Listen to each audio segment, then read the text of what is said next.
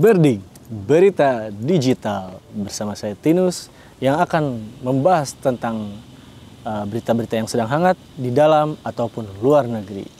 Dan yang pastinya video ini dipersembahkan atau disponsori oleh Last Drop Oat Latte Coffee. Oke, dan kita akan beranjak ke luar negeri. Yang pastinya berita ini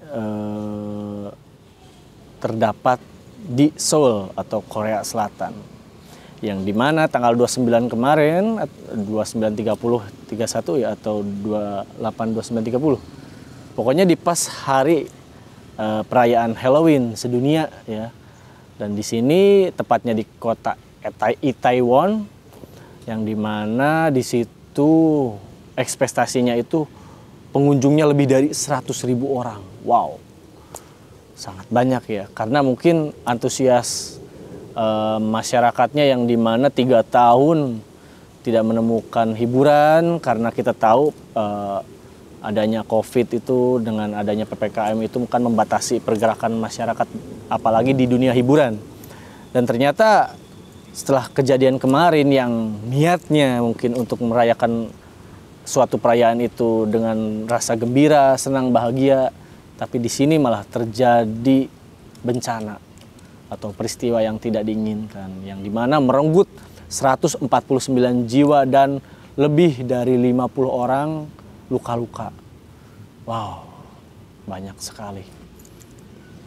Dan ternyata kronologinya hampir sama, tentang kerumunan yang terlalu banyak atau melebihi kapasitas. Dan itu terjadi di gang sempit atau gang yang kurang lebih 4 meter ya, 4 meter lebarnya gitu. Itu tepat di samping landmark Hotel Hamilton di Itaewon. Dan di situ posisi jalannya pun agak miring, nggak lurus. Dan disitulah mulai bencana itu datang. Berdesakan yang akhirnya terjatuh mungkin karena berdesakan ataupun sesak napas, ataupun bisa karena lemas atau jantung pun bisa jadi ya. Itulah pemicunya. Lalu banyak yang mulai jatuh dan terinjak-injak. Sudah banyak yang dari petugas yang melarang, tapi tetap mengeluarkan satu persatu dari situ ya. Tapi tetap tidak bisa terkendali, sampai akhirnya banyak korban jiwa yang harus meninggal di situ. Dan ternyata dari pihak belum ada kepastian yang signifikan dari pihak penyelenggara ataupun dari pemerintah terkait kejadian tersebut, yang pastinya dari pihak sana sedang mengurusi segala sesuatunya, entah itu dari mulai penyelenggara ataupun apapun itu. Dan semoga kejadian ini tidak terjadi di negara lain ya, dan termasuk di negara kita. Kita boleh merayakan Halloween apapun itu, tapi kembali itu hanya untuk bersenang-senang tanpa mengharapkan hal-hal yang tidak diinginkan. Kembali lagi, pasti mengarahnya tentang ke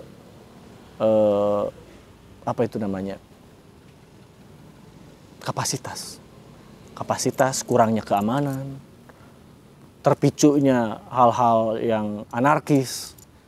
Tapi di sana waktu itu ternyata lebih dari 200 personil ya yang mengamankan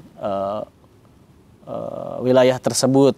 Pengamanannya mungkin dari tindak kejahatan, pelecehan seksual, ataupun bahaya narkotika dan sebagainya. Mungkin dari segi keamanan sudah siaga, tapi itu dia kembali dengan melebihi kapasitas, itu di luar nalar dari keamanan tersebut, di luar nalar manusia yang ternyata memang nomor satunya itu ya tidak boleh berdesakan.